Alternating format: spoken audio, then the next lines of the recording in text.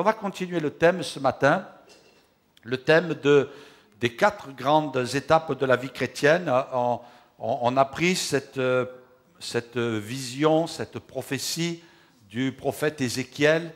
Et ce matin, j'aimerais parler d'une vie offerte. Je l'ai spécialement calculé ce matin pour que ce soit le 1er septembre que je parle de cette vie offerte et que l'on parle de ce thème ce matin pour vous encourager dans le démarrage de cette année.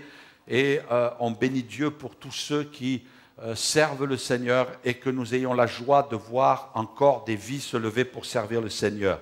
Vous connaissez pour beaucoup cette histoire, pour d'autres peut-être vous allez la découvrir, mais ce n'est pas grave, vous allez comprendre très vite, les choses sont simples. C'est une vision qu'un prophète de la Bible dans l'Ancien Testament, Ézéchiel, a de la part de Dieu. On va vous afficher le texte. Et puis cette vision, bien sûr, a toute une signification spirituelle. Il me ramena vers la porte de la maison, et voici de l'eau sortait sous le seuil de la maison à l'orient, car la face de la maison était à l'orient. L'eau descendait sous le côté droit de la maison, au midi de l'autel. Il me conduisit par le chemin de la porte septentrionale et me fit faire le tour par dehors jusqu'à l'extérieur de la porte orientale, et voici l'eau coulait du côté droit. Lorsque l'homme s'avança vers l'orient, il avait dans la main un cordeau, et il mesura 1000 coudées, et me fit traverser l'eau, et j'avais de l'eau jusqu'aux chevilles. Il mesura 1000 coudées, qui correspondent à peu près à 500 mètres, et me fit traverser l'eau, et j'avais de l'eau jusqu'aux genoux. Il mesura encore 1000 coudées, et me fit traverser, j'avais de l'eau jusqu'aux reins. Il mesura encore 1000 coudées, c'était un torrent que je ne pouvais traverser, car l'eau était si profonde qu'il fallait y nager. C'était un torrent qu'on ne pouvait traverser, et il me dit, as-tu vu, fils de l'homme, et il me ramena au bord du torrent. Ce matin, lorsque je priais pour ce thème, que j'allais vous partager avec vous, ce sujet de cette vie offerte, eh bien, dans ce temps de prière, il y avait quelque chose qui revenait à mon esprit. Et puis, au début, vous savez, c'est comme une pensée qui vous traverse, vous dites, bon, c'est une pensée, ni plus ni moins. Et puis, au fur et à mesure que je priais, cette pensée, elle augmentait en résonance en moi, et jusqu'au moment où je me suis dit, non, c'est plus mes pensées à moi, c'est l'œuvre du Saint-Esprit dans mon cœur qui parle. Et puis, je ne suis pas un chrétien évaporé qui dès qu'il a une pensée en disant, oh, j'ai vu, Dieu m'a donné une grande vision. Bon, il ne faut pas qu'on soit comme ça, il faut qu'on fasse le tri dans tout ce qui se passe à l'intérieur de notre esprit. Et puis, il y a des fois, c'est humain, il y a des fois, c'est ténébreux, il y a des fois, c'est uniquement notre cerveau qui fonctionne.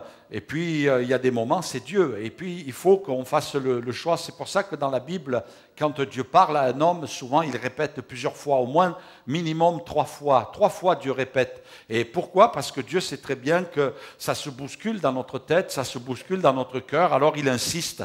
Et chaque fois que Dieu répète les choses, il les répète le plus fort. Et puis, ce matin, cette pensée est venue dans mon cœur, et c'est une simple phrase, l'eau, c'est la vie. Et c'est vrai que l'eau, c'est la vie. J'ai entendu dernièrement aux informations qu'à l'île de la Réunion, ils ont un problème au niveau de l'eau. Il y a une sécheresse terrible à tel point qu'il y a une réduction de 50% de la capacité d'eau que l'île de la Réunion devrait avoir. Et puis, les gens s'organisent. Alors, ils font attention. Vous savez, ça va loin finalement, le besoin d'eau. L'eau, c'est la vie. Vous avez remarqué aussi sûrement que à la création des villes, lorsque les peuples sont arrivés d'un petit peu partout et ont commencé à s'installer, ils se sont toujours installés auprès de points d'eau. Pourquoi vous pensez que la ville de Limoges est à côté de la Vienne? Pourquoi? Parce que l'eau, c'est la vie. L'eau est nécessaire. Autour de l'eau, il y a toute une activité. Il y a toute une activité, non seulement l'eau qui sert à désaltérer, mais dans l'eau, il y a des éléments.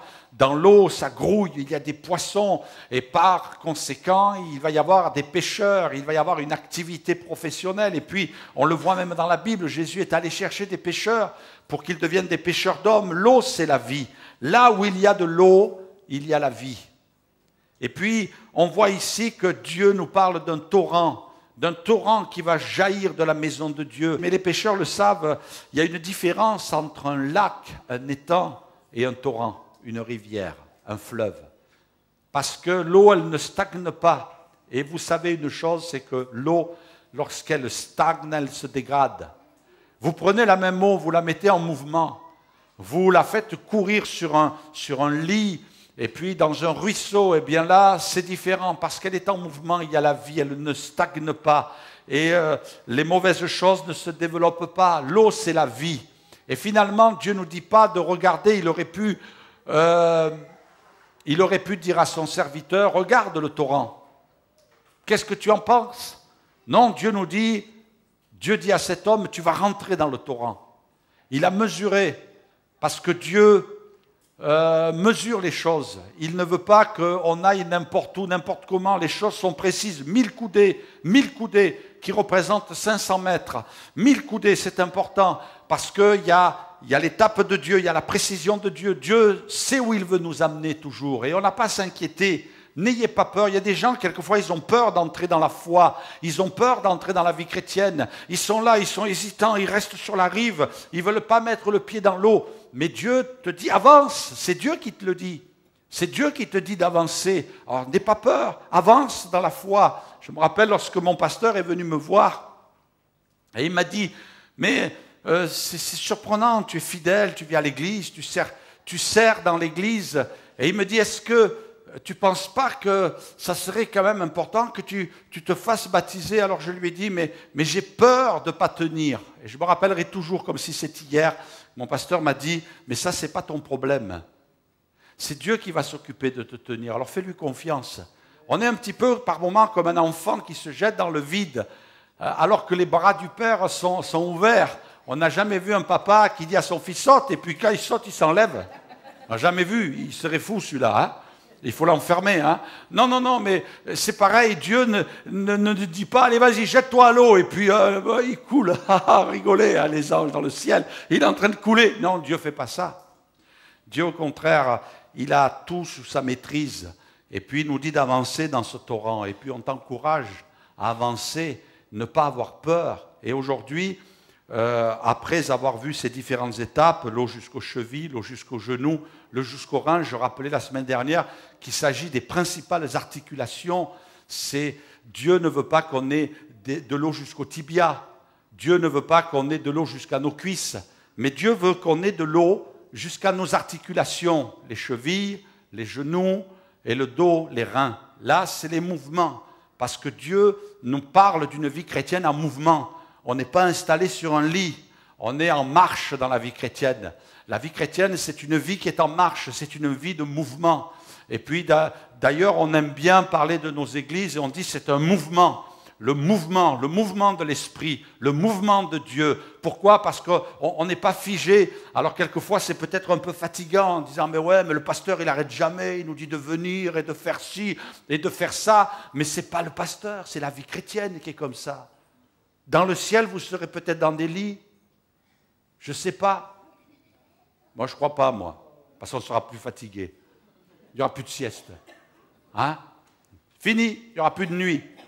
Mais voyez-vous, la Bible parle du repos là-haut. Mais tant que nous sommes sur la terre, on doit être en activité, on doit être au travail, on doit être en mouvement. Des fois, ça semble un petit peu fatigant. Mais quelqu'un disait peut-être l'aventure est difficile. L'aventure, c'est peut-être des fois des moments douloureux, mais de ne rien faire, c'est pire. Il y a des gens qui s'ennuient. Devenez chrétien, vous n'allez plus vous ennuyer. Il y a des gens qui sont là, chez eux, les seuls trucs qu'ils ont, l'effort qu'ils font, c'est d'appuyer sur la télécommande. Alors, c'est vrai, ils ont un gros pouce bien musclé, hein. Mais le reste est tout mou, flasque. Mais Dieu veut qu'on soit en mouvement. Et puis il nous dit, rentre dans l'eau. Et puis c'est un élément nouveau. On n'est pas, je dirais naturellement, né avec des branchies et puis vivre dans l'eau. Non, nous on est fait pour rester à la surface. Hein? On est fait pour rester dans un autre élément qu'est l'air. Mais Dieu nous dit, rentre dans un autre élément. Oh, cet été, j'étais au bord de la plage. Et puis, je regardais. Et puis d'ailleurs, ça a provoqué tout un rire à côté de moi. On a vu un enfant qui rentrait dans l'eau, un enfant qui devait avoir 8 ans, 9 ans. Mais alors, il était là, il éclatait de rire, tout seul. Il riait, il se mettait sur sa bouée, et puis il se basculait, il coulait. Et puis même, il revenait devant, il se mettait du sable partout, comme ça, partout. Et puis il retournait dans l'eau, il était heureux. Et finalement, je crois que la vie chrétienne, c'est aussi un élément dans lequel on doit être bien, on doit être heureux.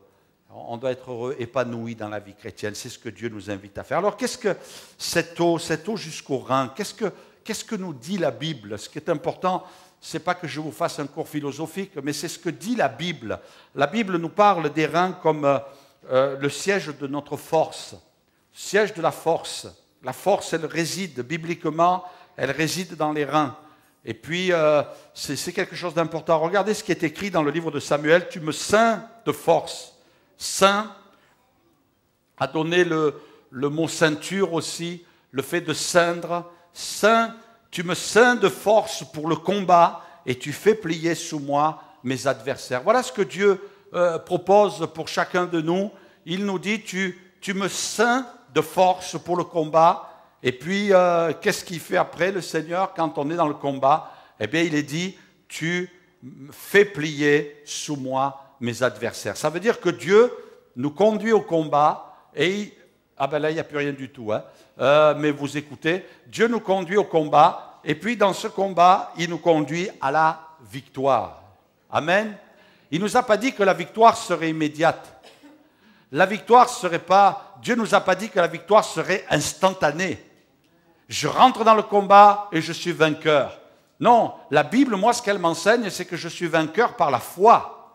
Et même la Bible me dit dans l'Épître aux Romains, je suis plus que vainqueur. Plus que vainqueur. Amen. Et puis, mais il n'y a pas de victoire sans combat. Il n'y a pas de victoire sans lutte. Il n'y a pas de victoire sans larmes. Il n'y a pas de victoire sans moment où quelquefois on a l'impression qu'on est en train de perdre. Ce qu'il y a de merveilleux avec le Seigneur, avec le recul aujourd'hui, passer par bien des combats, et je peux vous dire que je ne fais pas le fier. Je crois qu'il y a des combats où, comme on dit souvent, j'y ai laissé quelques plumes par-ci, par-là. Mais aujourd'hui, avec l'analyse, avec le recul, je me dis, Dieu a été fidèle.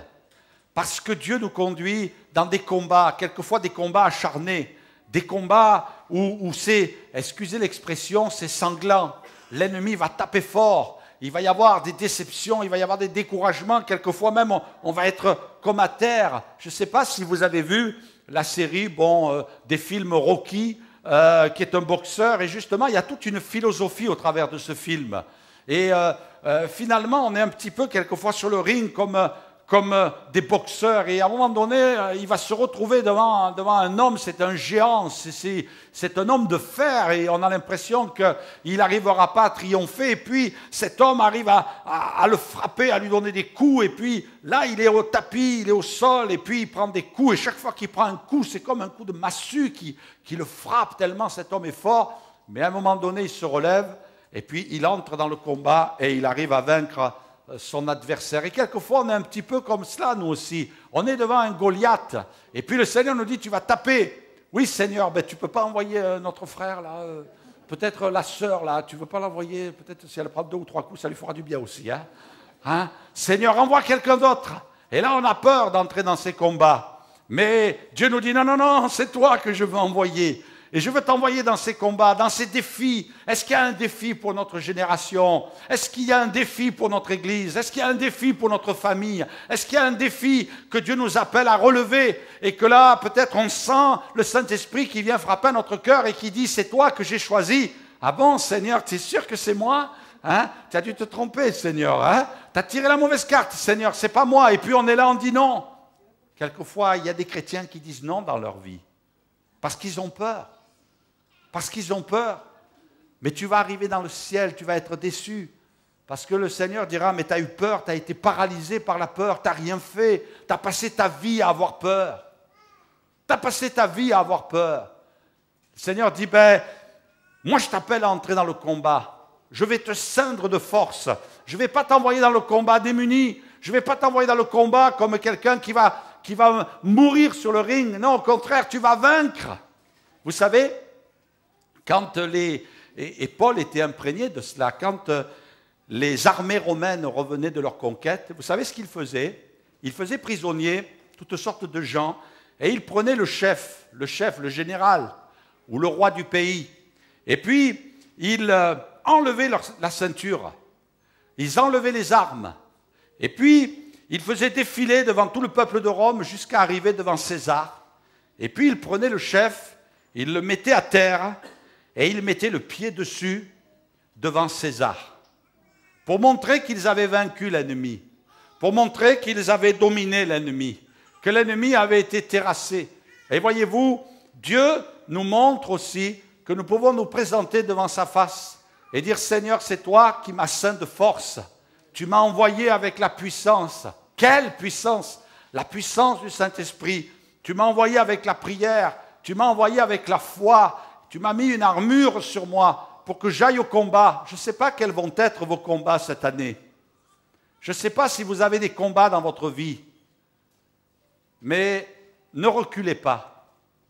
Ne reculez pas. Faites face. Faites face. C'est vrai que je me suis retrouvé devant des combats quelquefois où j'avais envie de dire, Seigneur, on ne peut pas rembobiner le film là et puis tu ne peux pas mettre quelqu'un d'autre et puis... mais ça n'existe pas. Le Seigneur dit, tu y es, tu continues, tu avances, tu fais face et tu n'as pas le droit de reculer. Et puis, aujourd'hui, avec le recul, je peux vous dire que c'est vrai, ça fait peur par moments. Il y a des moments, on a l'impression que toute notre vie va basculer. Mais le Seigneur nous dit, continue. Et puis le Seigneur nous dit, tu vois, aujourd'hui, tu peux te réjouir parce que tu es passé par ce combat, mais tu as été dans la victoire. Alléluia. Bénissez Dieu pour les combats que vous pouvez vivre. Parce que les combats que vous vivez avec Dieu, eh bien, ce sont des combats que vous allez vivre étant conduits dans la victoire. C'est terrible les gens qui se battent et qui vont mourir sur le champ de bataille. Des gens dans ce monde qui n'ont pas Dieu, qui n'ont rien.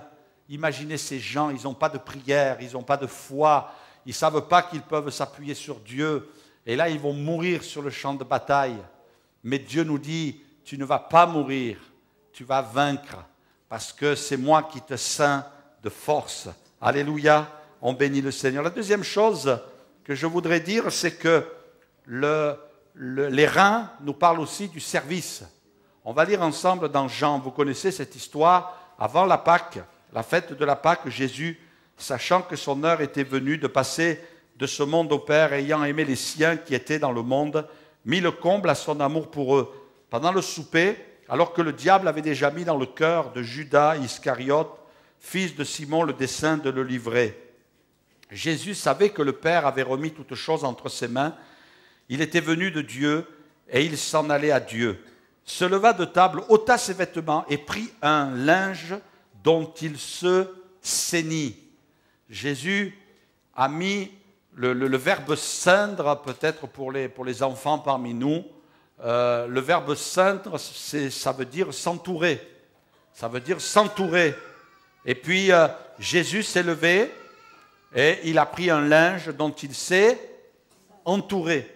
Et ensuite il versa de l'eau dans un bassin et se mit à laver les pieds des disciples et les essuya avec le linge dont il était saint. Ça nous parle du service, de se servir.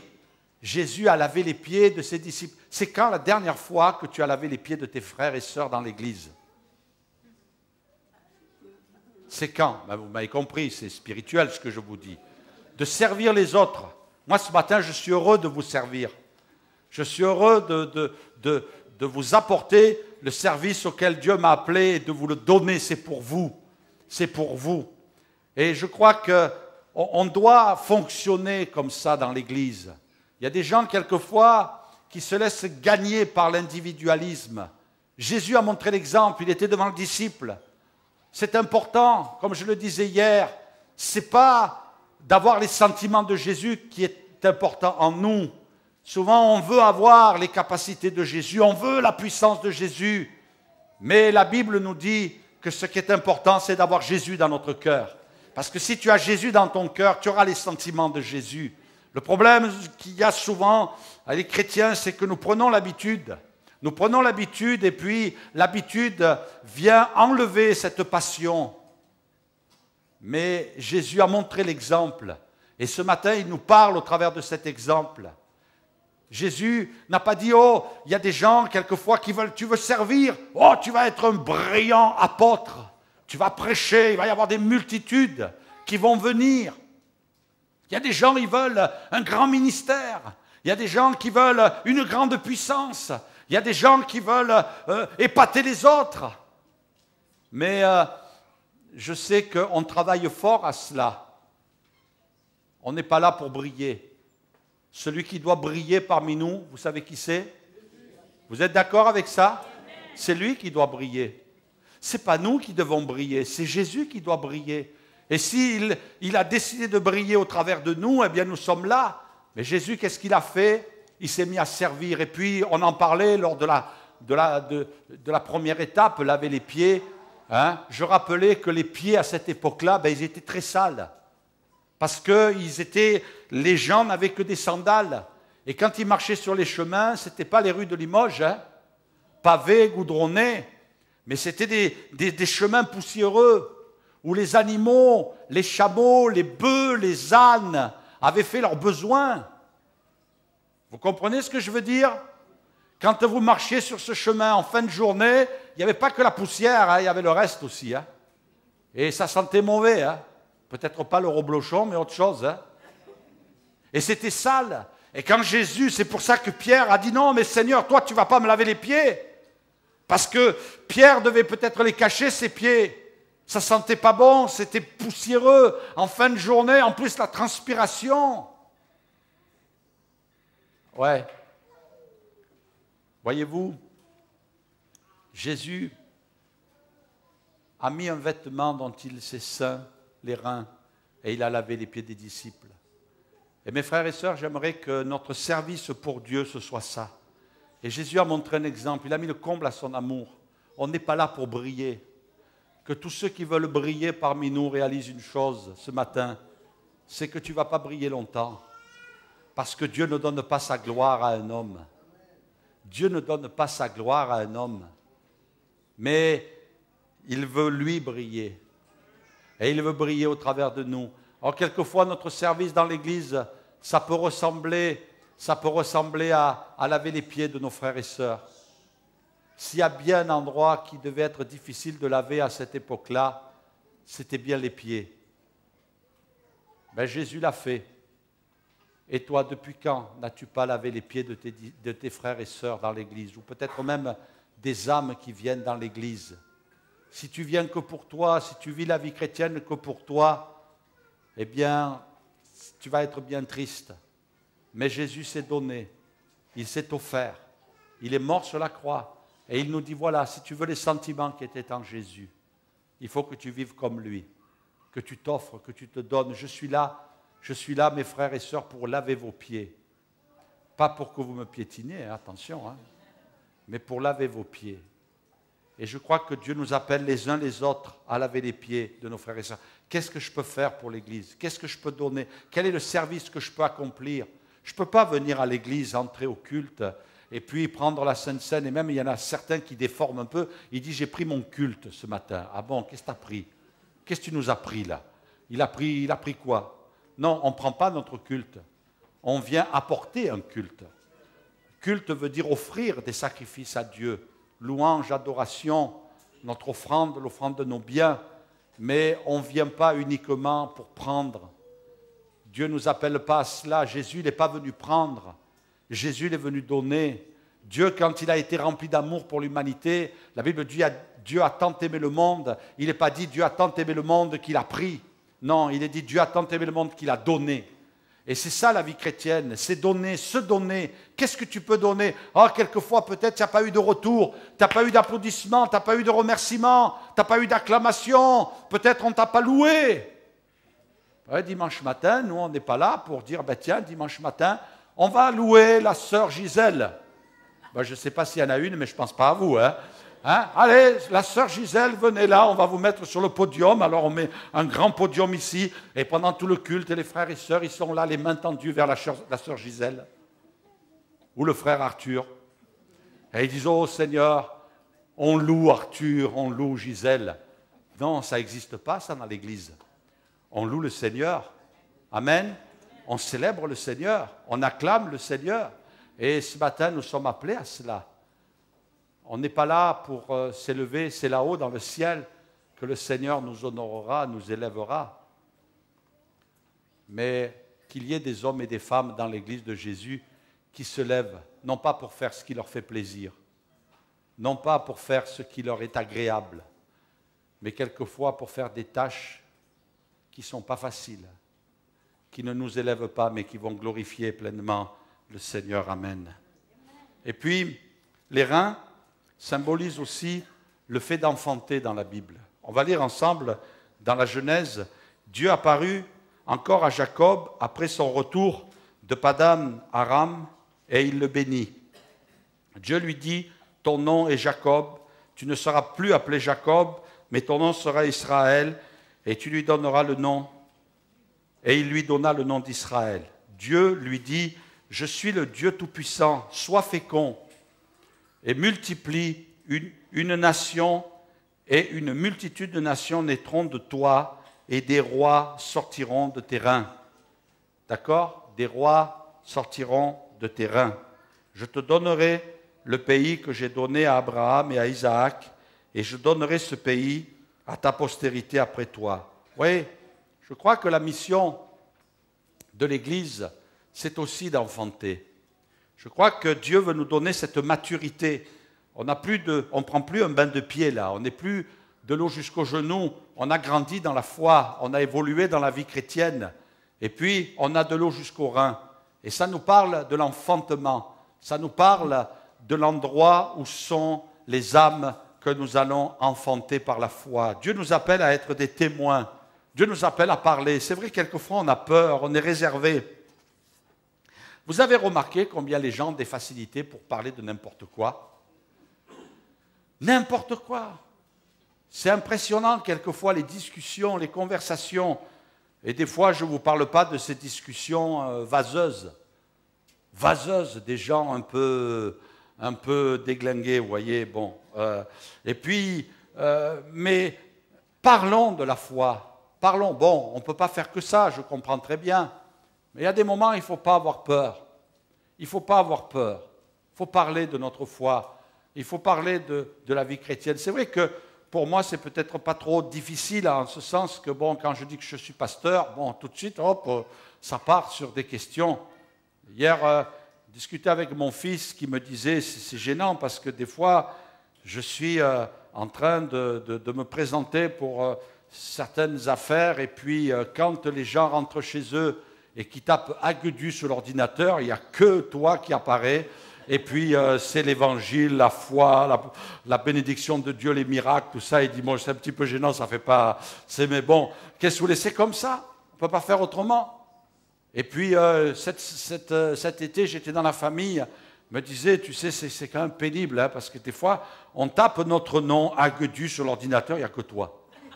J'ai dit, j'y suis pour rien. Bon, et puis... ils sont un petit peu quelquefois, mais enfin au moins, ils ont le témoignage de l'Évangile, alléluia.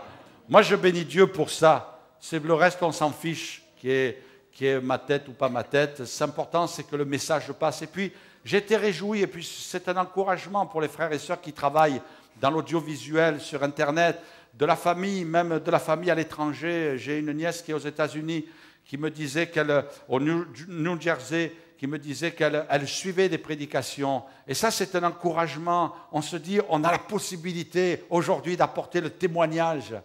Il y a même quelqu'un hier qui vient me voir. « Bonjour, monsieur Agudu. » Alors, je regarde la personne, je dis, écoutez, on s'est vu quelque part. Elle me dit, oui, sur Internet. Ah. Alors, il y a plusieurs qui me font ce coup-là. Parce que je dis, oui, je circule dans toute la France. Je vois beaucoup de gens, je ne sais pas où vous placer. Et puis celle-là, bon, je ne suis pas trop physionomiste, mais j'ai dit à cette dame hier, là, je crois que je vous ai vu nulle part, vous. Je dis, mais on s'est vu où? Alors elle me dit, sur Internet. Ah, bon. Alors, il y a plusieurs qui me font ce coup-là. Je dis, oui, je circule dans toute la France. Je ne vois beaucoup de gens, je ne sais pas où vous placez. Et puis celle-là, bon, je ne suis pas trop physionomiste, mais j'ai dit à cette dame hier, là, je crois que je vous ai vu nulle part, vous. Je dis, mais on s'est vu où? Alors elle me dit, sur Internet. Ah, bon. C'est merveilleux, le témoignage. Aujourd'hui, on a des facilités. On a des moyens pour témoigner, pour parler de Jésus. Peut-être sur Facebook, sur Twitter, peut-être en envoyant un petit texto. Il faut utiliser aussi des moyens modernes. Je crois qu'il ne faut pas qu'on ait peur de parler de notre foi. Parce qu'il y a des gens, même s'ils se moquent, il faut éviter de parler à un groupe. Bon, ce matin, ce matin vous êtes un groupe, mais là vous êtes un bon groupe là. Mais vous savez, quelquefois, quand on parle à un groupe de gens qui ne connaissent pas Dieu, ils veulent avoir de la contenance, alors ils vont se moquer. Il vaut mieux parler individuellement à la personne. Parlez-lui de Dieu. Parlez-lui de l'amour de Dieu, parlez-lui d'un Dieu qui sauve, d'un Dieu qui guérit, d'un Dieu qui délivre. Les gens sont déçus de la religion, mais au fond d'eux, leur âme crie « Oh Dieu, révèle-toi à moi ». Ils cherchent Dieu vraiment, les gens. Ils ont envie de rencontrer Dieu. Je crois qu'on doit se réjouir de cela. Il ne faut pas qu'on ait peur de parler de notre Église. N'ayez pas peur de parler de l'Église. N'ayez pas peur de dire « Viens à mon Église ». Il y a des chrétiens qui amènent d'autres personnes. Même si vous venez pour les premières fois, amenez d'autres personnes avec vous. On ne va pas les tuer. On va les amener à Jésus pour que Jésus les bénisse. Que Dieu fasse de nous aussi des gens qui enfantent. Est-ce que cette année, on va enfanter ? Il y a un frère qui est venu me voir ce matin, il m'a dit, pasteur, je voudrais qu'on ait un programme d'évangélisation. Waouh, ça c'est bon. Je lui ai dit, viens me voir dans la semaine, viens me voir un jour et on va parler de ça. Je crois qu'il faut qu'on se mette aussi au travail. Dieu nous a donné la faculté d'enfanter. C'est vrai que physiquement, on a été créé aussi pour enfanter, pour avoir des enfants. Mais spirituellement, on a la puissance d'enfanter aussi des âmes. Il y a des gens qui ont besoin de Jésus. Il y a des gens qui ont besoin de rencontrer Jésus. Peut-être vous souffrez pour votre famille qui n'appartient pas au Seigneur, mais priez. J'ai lu cette semaine quelque chose qui peut-être va vous intéresser. D'ailleurs, je l'ai mis en partage sur Facebook pour que plusieurs puissent le lire. Et puis, on va vous le passer. Avis de beau temps pour les ADD, navires amiral du pentecôtisme. Ce n'est pas moi qui l'ai écrit. Vous savez qu'on fait partie d'un mouvement. Bon, bien sûr, on est converti à Jésus, on n'est pas converti à un mouvement, on est converti à Jésus, mais on appartient à un mouvement, et ce mouvement auquel nous appartenons, ça s'appelle les Assemblées de Dieu. Les Assemblées de Dieu qui sont dans le monde entier. Et puis, c'est vrai que les Assemblées de Dieu, ce n'est pas parfait, la perfection, elle est dans le ciel, mais on essaie quand même un petit peu d'arranger, d'évoluer, d'avancer. Eh bien, on est structuré, et puis il y a des garanties de sérieux, garanties de doctrine. Il y a des gens qui aiment bien avoir des églises qui sont des gens, vous savez, parce qu'ils chantent, ils lèvent les pieds, ils lèvent les mains, ils sautent. Alors ils disent « Ah, c'est la vie », mais après le reste, ils sont prêts à avaler n'importe quoi. Mais il y a une garantie quand même. C'est vrai que peut-être il y a des excitations qu'on n'a pas, et il y a peut-être des attitudes qu'on n'a pas, mais il y a quelque chose de fort dans les assemblées de Dieu, c'est la doctrine. La doctrine, elle est établie. Moi, je crois qu'on n'a pas à choisir son église parce qu'on chante comme ça, ou parce qu'on lève la main ou on ne la lève pas, ou parce qu'on frappe des mains, on ne frappe pas des mains. Vous savez, il y a des gens qui cherchent des églises où on ne frappe pas des mains. Ah oui. Ah ben, dans les cimetières, on ne frappe pas des mains. Hein. Ah ben, ils aiment ça, les gens. Il y a des gens, ils aiment ça. Ah, on ne frappe pas des mains. Là, il y a la vie. Ben ouais, mais c'est un cimetière. Hein. Ah, c'est sûr, Dieu t'a donné des mains, tu peux les utiliser. Il y a des gens, ils cherchent leur vie chrétienne pas parce qu'on frappe des mains ou on ne frappe pas des mains. Vous imaginez à quoi ils réduisent leur foi? C'est terrible quand même. Ils réduisent leur foi, ils réduisent leur expérience avec Dieu si on frappe des mains ou si on ne frappe pas des mains. Moi, je trouve que c'est très réducteur. Mais on frappe des mains, on ne frappe pas des mains, on lève les mains, on ne lève pas les mains, on se lève à sa place, on ne se lève pas à sa place. Ça, c'est des détails, ça. Amen. Moi, vous me servez du foie gras dans une assiette en or. Ben, je préférerais sur une tranche de pain d'épices. Hein. L'assiette en or, gardez-la. Il y a des gens, vous savez, ils s'arrêtent à... C'est terrible. Mais heureusement, vous n'êtes pas comme ça. Et puis, regardez ce qu'il est dit. La nouvelle est tombée au courant du mois d'août. C'est tout récent.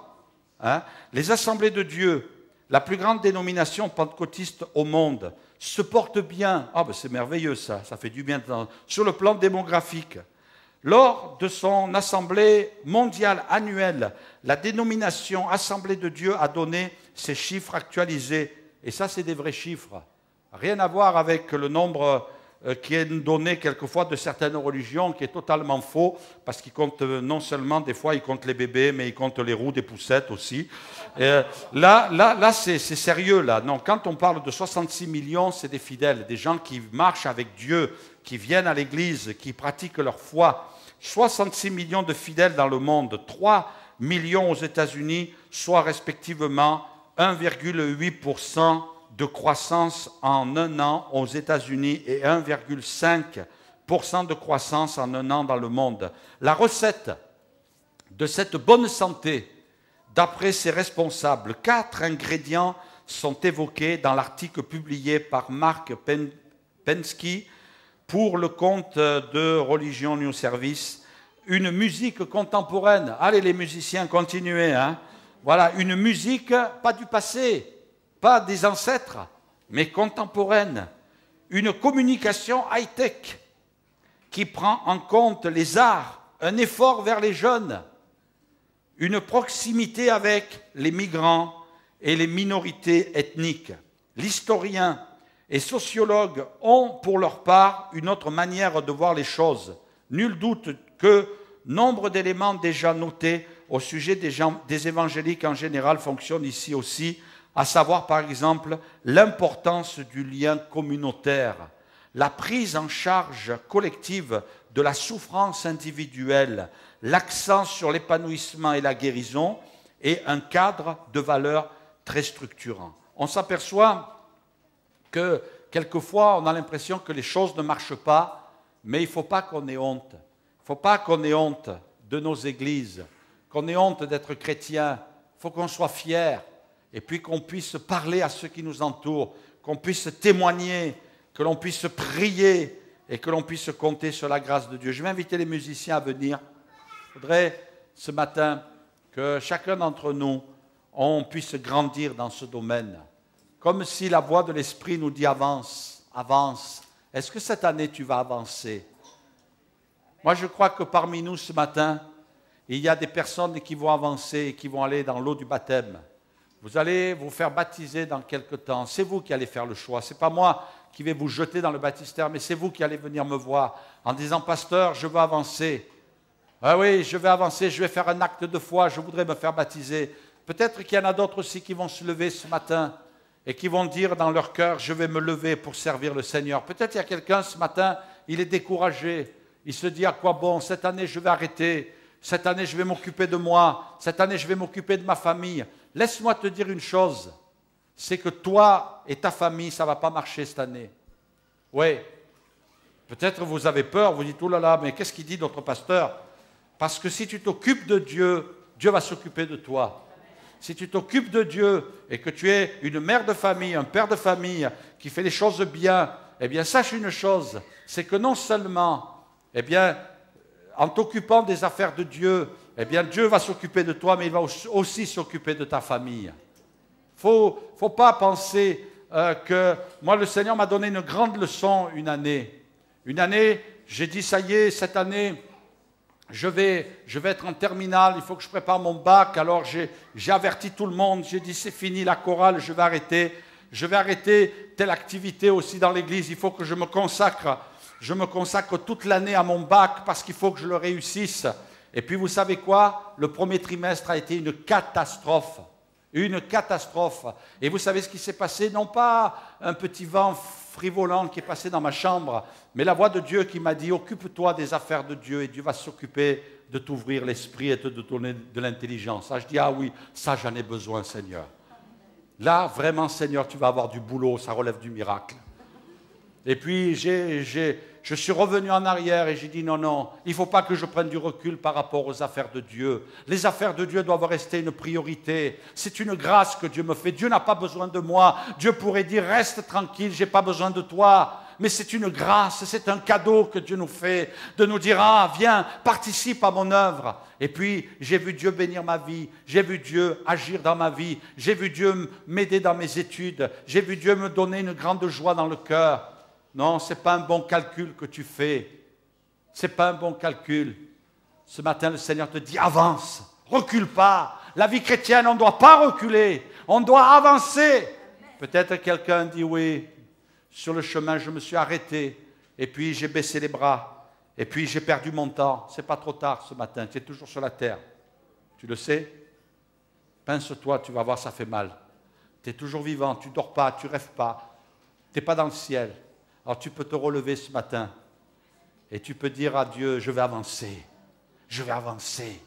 Je vais avancer. Il a mesuré 1000 coudées. Et ce matin, le Saint-Esprit mesure encore. Il te donne une mesure de plus. Il te donne une mesure supplémentaire à ta vie. Et il te dit, je vais mesurer. Je ne vais pas mesurer pour que tu grimpes là-haut. Je vais mesurer pour que tu avances. Nous, souvent, on veut grimper, monter sur des podiums. Mais Dieu dit, non, non, non, monte pas, avance. C'est avancer qu'il faut. Et puis, plus tu avances avec moi, et plus tu vas grandir dans la foi. Oui. Est-ce que tu as avancé? Est-ce que tu as prévu d'avancer?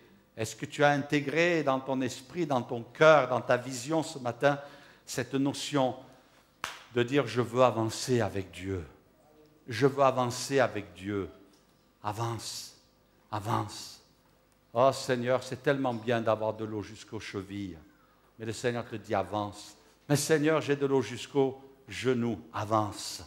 Seigneur, mais ça me va bien comme ça, c'est très bien, une vie chrétienne pépère, pas trop de difficultés, pas de combat, pas de lutte. Oh, c'est tellement bien. Mais le Seigneur dit, tu te prives de quelque chose. Avance, avance, avance, avance. Et puis tu vas avancer. Tu me sens de force. Tu me sens de force. Jésus a dit, si vous êtes prêts à avancer, si vous êtes prêts à faire un pas de plus, je vais vous ceindre de force. Et Jésus a dit, vous recevrez une puissance, le Saint-Esprit, survenant sur vous, et vous serez mes témoins. Si tu avances, tu vas recevoir la puissance. Je crois qu'il y a des chrétiens, mes frères et sœurs, laissez-moi vous parler avec mon cœur ce matin. Il y a des chrétiens, quelquefois ils se sentent secs. Il y a des chrétiens, ils se sentent religieux. Ils ont l'impression qu'ils ont quitté une religion et qu'ils sont entrés dans une autre. Et ils sont rentrés dans un train-train, dans une habitude, ils ne sentent plus rien, ça ne vibre plus. Il n'y a plus de frétillement comme une eau agitée, une eau en mouvement. Il n'y a plus d'agitation, il n'y a plus de courant, il n'y a plus rien à l'intérieur, il n'y a plus de passion. Il n'y a plus de passion, il n'y a plus de vision, il n'y a plus rien. C'est éteint à l'intérieur. Vous savez pourquoi? Parce qu'ils n'ont pas avancé. Parce qu'ils ont dit stop, j'arrête la marche. Mais Dieu te dit avance.